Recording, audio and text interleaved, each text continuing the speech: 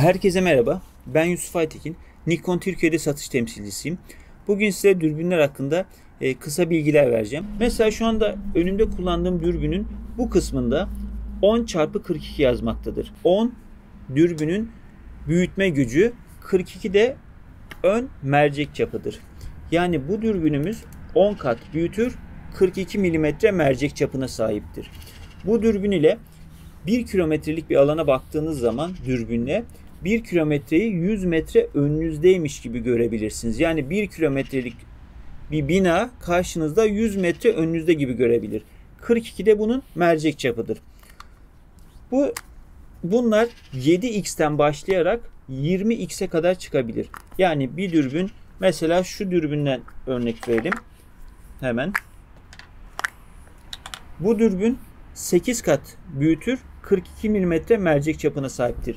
Bu dürbünle 800 metredeki bir binaya baktığınız zaman 100 metre önünüzde gibi görebilirsiniz.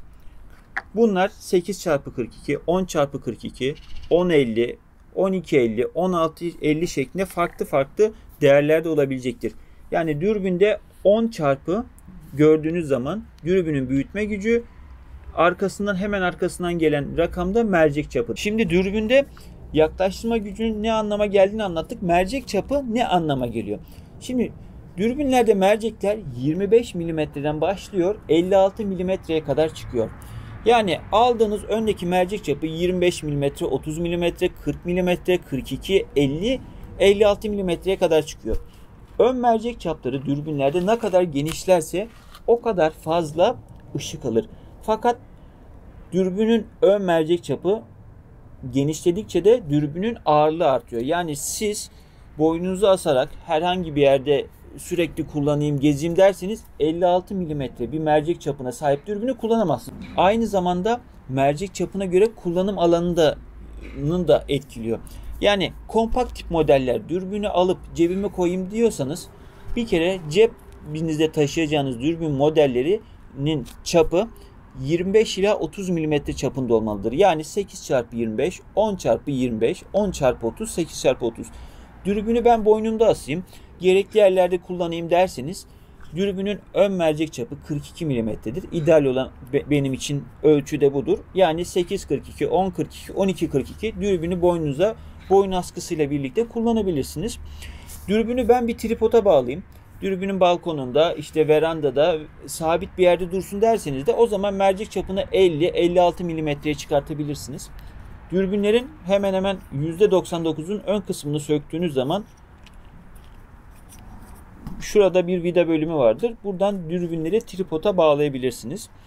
Üreticiler dürbünlerde sarsıntının 12x ve üzerinden sonra başladığını bildiklerinden dolayı genel olarak Nikon'da 16x ve üzerindeki dürbünlerde 16x ve üzeri dürbünlerde tripod bağlantı aparatı dahilidir. Bu modelde de bakın hemen şurada tripod bağlantı aparatı vardır. Tripod bağlantı aparatı neden gereklidir? Dürbünleri elimize aldığımız zaman kalp atış hızıyla birlikte ve elimizde sonuçta dengeli tutmak istediğimizden ötürü aslında bizim farkına varmadığımız bir sarsıntı var. Dürbünlerde yaklaştırma katsayısı ne kadar büyürse dürbünü kullanırken oluşabilecek görüntüde sallantı da o kadar artacaktır. Dürbünlerde örnek veriyorum 1250 veya 1650 bir dürbünle kaldırıp dürbünü baktığınız zaman nefesiniz hani yerinde de olsa hiç farkına varmadan görüntünün sürekli sallandığını hissedeceksiniz. O nedenle dürbünleri aktif olarak hani boynumda taşıyayım, yürüyüş yapayım, trekking sonrasında kullanayım gibi düşünürseniz yaklaştırma gücünü biraz kısa tutmanız gerekmektedir. Yani dürbünün şöyle olacak. Dürbün yaklaştırma gücü 10x, 12x, mercek çapı 42-40 mm arasında olduğunu düşünün. Zoomlu dürbünler hakkında çok fazla sorular oluyor. Zoomlu dürbün ne şekilde oluyor? Şimdi videonun başında size anlatmıştık. Ön tarafta yazan bir rakam vardı. Bu dürbünün yaklaştırma gücüydü. Bu 10x yaklaştırıyordu. Zoomlu dürbünlerde 10-22, 10-18 gibi rakamlar yazar. Bu ne anlama geliyor? Bu dürbün 10 kat ile 18 kat arasında veya 10 kat ile 22 kat arasında yaklaştırma gücüne sahiptir. Yani zoomlu bir dürbün alırsanız Bunu dürbünün zoom halkasını 10'a getirdiğiniz zaman 10 kilometredeki bir nesneyi 1 kilometre önünüze getirir. Daha sonra onu 20'ye getirdiğiniz zaman 1 kilometreyi 500 metre önünüze gibi getirebilir. Şimdi kulağa çok hoş geliyor. Yani dürbün aynı anda birçok dürbünü içinde barındırdığı gibi gözükmektedir. Bir dürbün zoomlu olduğu zaman görüntü kalitesinden bazı ödün veriliyor. Yani her bütün kalite aslında bir dürbünde olmuyor. Dürbün zoomlu olduğu zaman ağırlaşıyor. Aynı zamanda içerisinde nitrojen gazı olmuyor. Bu da su geçirmezlik özelliği katılamıyor dürbünler. Yani bir ürünü siz zoomlu alırsanız bir kere waterproof olmayacaktır. Onu öncelikle söyleyeyim. Sadece tek avantajı işte yeni başlayanlar için, dürbünü hevesli olan kişiler için daha fazla hani veya şöyle söyleyeyim, tam ne aradığını bilemeyen kullanıcılar için, yani ya ben kuş da gözlemleyeyim, gökyüzüne de bakayım, ben teknelere de bakayım, ben aya da bakayım derseniz zoomlu bir dürbün alabilirsiniz. Ne alacağınıza karar verdiyseniz, ben kuş gözlemi yapacağım, ben tekneleri kullanacağım, ben gökyüzü cisimlerine bakacağım derseniz direkt zaten 10x42, 12x42 gibi herhangi bir direkt modeli alabilirsiniz. Şimdi dürbünlerin başında yaklaştırma güçlerini, dürbünlerin merceklerini anlattık. Onun dışında dürbün alırken nelere dikkat etmemiz gerektiğini söyleyeceğiz. Mercek kalitesi çok önemlidir. Sonuç itibariyle bu dürbün sizin 1 kilometredeki bir binayı az önce bahsettiğimiz gibi 100 metre önünüze getiriyor. Bu büyütme esnasında görüntülerin kalitelerinde herhangi bir bozulma olmamasını istiyorsanız merceklerinin kaliteli olması gerekmektedir. Şimdi dürbün aldığınız, size herhangi bir yerde tanıtımını yaptıklarını varsayıyoruz. Dürbünleri aldığınızda öncelikle kapaklarını çıkartıyorsunuz. Böyle askılı kapak da olabilir veya bu şekilde dürbünlerin bağlantılı olmayan kapakları da olabilir. Dürbünleri çıkarttıktan sonra şurada bir netlik tamburası var. Şimdi dürbünü önce şuradan gördüğünüz gibi göz bakaçlarını yukarı doğru çeviriyorsunuz. Saat yönünün tersinde. Kimilerinde bu daha kısa olabilir, kimilerinde uzun olabilir. Onların detayını daha sonra anlatacağım. Daha sonra central focus, yani ortadan netleme yapan bütün dürbünlerin sağ gözünün olduğu yerde şurada bir artı eksi işareti göreceksiniz. Bu ne işe yarıyor? Herhangi bir dürbün aldığınız zaman elinize öncelikle sol gözünüzü kapatıyorsunuz. Sağ gözünüzü açtık. Sağ gözünüzü takıyorsunuz. Bu artı eksiden bunun netlik ayarını yapıyorsunuz. Sağ gözünüzü yapıyoruz. Artı eksiden. Daha sonra dürbünü aldıktan sonra bakın dürbünler böyle içeri doğru bükülebilme özelliğine sahip. Yani göz aralığınızı hesaplayarak, yani siz bunu bu şekilde ayarlayabiliyorsunuz. Dürbünü böyle içeri doğru bükülebiliyor. Daha sonra gözümüzü alıyoruz. İç içe iki tane halkayı tek halka haline getiriyoruz. Yani şu anda ben sağ gözümü ayarladım. Dürbünü içeri doğru bakarak göz bebeklerim arasındaki mesafeyi ayarladım. İki tane görüntü şu anda tek görüntü haline geldi. Daha sonra bu önde de olabilir, ortada da olabilir. Birazdan diğer modelde göstereceğim. Netlik ayarını yapıyoruz. Bakacağınız yere. Yani şu anda dürbünü kendi gözüme göre ayarladım. Sağ gözümle netliğini ayarladım. İki göz mesafesini ayarladım. Daha sonra bu netlik ayarından netliğini ayarladım. Artık bu dürbünle istediğiniz yere bakabilirsiniz. Şimdi bu dürbün 2 metreden sonsuza kadar bakabiliyor. Yani bununla 2 metreye baktığınız zaman yine netlik ayarı yapmanız gerekmektedir. 10 kilometreye baktığınız zaman yine netlik ayarı yapmanız gerekmektedir. Şimdi diğer bir modelde yine yapalım. Şimdi dürbünü aldık. Dürbünün sağ tarafında artı eksi yazıyor. Sol gözümüzü kapattık. Sağ gözümüzde netlik ayarını yaptık. Belli bir noktada. Daha sonra dürbünü bükerek iki göz arasındaki görüntüyü tek göz haline getirdik. Daha sonra bakmak istediğimiz yeri netledik. Şimdi bu iki dürbünün arasındaki farklar nelerdir? Dürbünlerin yapısından başlamak gerekirse dürbünler porro ve çatı tipi olmak üzere iki çeşittir. Şimdi bu tip dürbünler gördüğünüz üzere hafif açılıdır ve buradaki prizma yapılarından dolayı daha gövdeleri geniştir. çatı tipi dürbünler son yüzyılda keşfedildi, öyle söyleyelim. Bunlar iki tane silindirin yan yana durmasıyla duruyormuş gibi gözükür.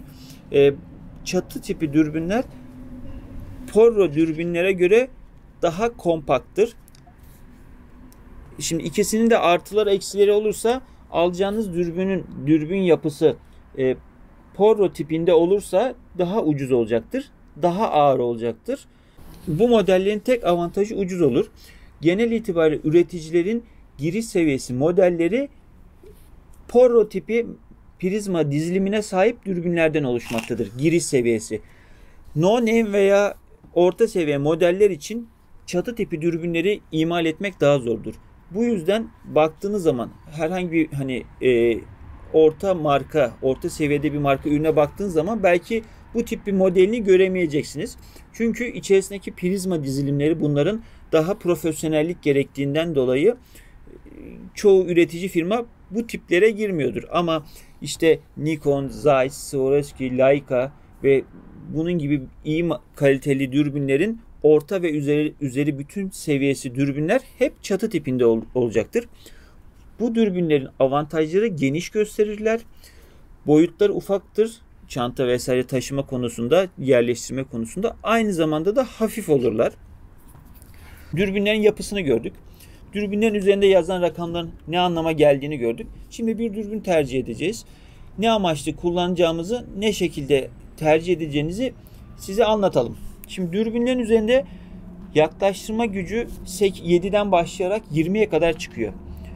Dürbünlerde genel olarak 10x'e kadar olan dürbünler, yani 10x42, 10x50 gibi dürbünler genel kullanım amaçlı olarak her yerde kullanabilirsiniz. Dürbünler 7x, 8x'e kadar olduğu zaman geniş görüş açılarına sahiptir. Çünkü dürbünlerde yaklaştırma ne kadar fazla olursa dürbünün görüş alanı o kadar daralacaktır. Yani siz kullanacağınız bir dürbünü, havada uçan bir nesneyi, havada uçan kuşları görmek istiyorsanız, kuş sürüsünü görmek istiyorsanız geniş görüş açısına sahip bir dürbün kullanmanız gerekmektedir. Şöyle söyleyelim kısaca. Baktığınız zaman geniş görüntü elde etmek istiyorsanız, manzara izlemek istiyorsanız 7x50, 7x35, 8x42, 8x40 gibi öndeki X gücü 7 ila 8 arasında kullanabilirsiniz. Duruyorsunuz sahilden, çok uzaktan gemiler geçiyor.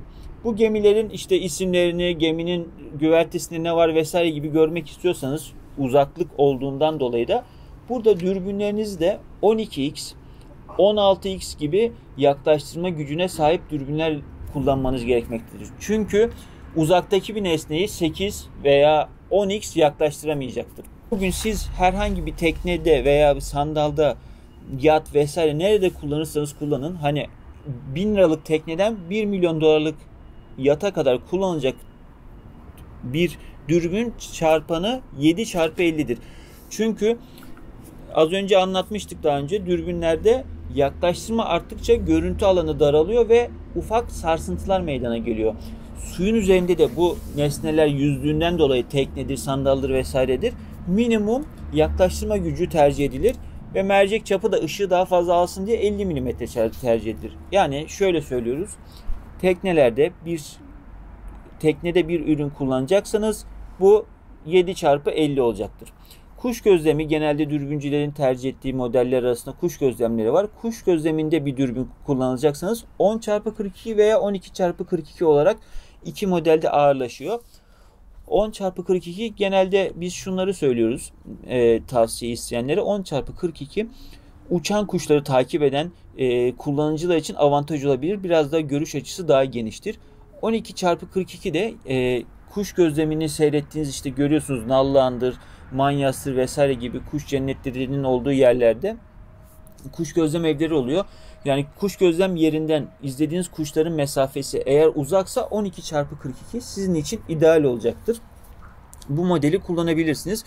Gökyüzü olaylarında ise, yani gökyüzü gözleminde eğer sadece ay ve ayın evrelerine bakıyorsanız 12x50 işinizi görecektir. Çünkü yaklaştırma fazla olduğundan dolayı hani aydaki kraterleri vesaireleri görebilirsiniz. Şimdi dürbünlerde mercek kalitesi çok önemlidir. Şöyle söyleyeyim. Siz dürbünü aldınız. Gözünüze baktınız. Burada eğer dürbünün mercek kalitesi iyi değilse karşınızda gördüğünüz bir kuşun, herhangi bir canlının belki türünü bile doğru bir şekilde tespit edemeyebilirsiniz. Çünkü mercek kalitesi bozuk olduğu zaman dürbüne baktığınız zaman renklerde sapmalar oluyor. Aynı zamanda bazı dürbünlerin sadece ortası net olur. No name markalar için konuşuyorum. Yuvarlak etraf dürbün görüntüyü düşünün. Sadece ortası net. Diğer halkalarda buğulanma olabilir. İyi dürbün ne zaman belli olur derseniz, benim görüşüm, hani bunca yıllık dürbünlerin hani tecrübesine dayanarak, aslında iyi dürbün yağmurlu havalarda ve bulutlu havalarda, kapalı havada size net bir görüntü sağlıyorsa o dürbün iyi dürbündür.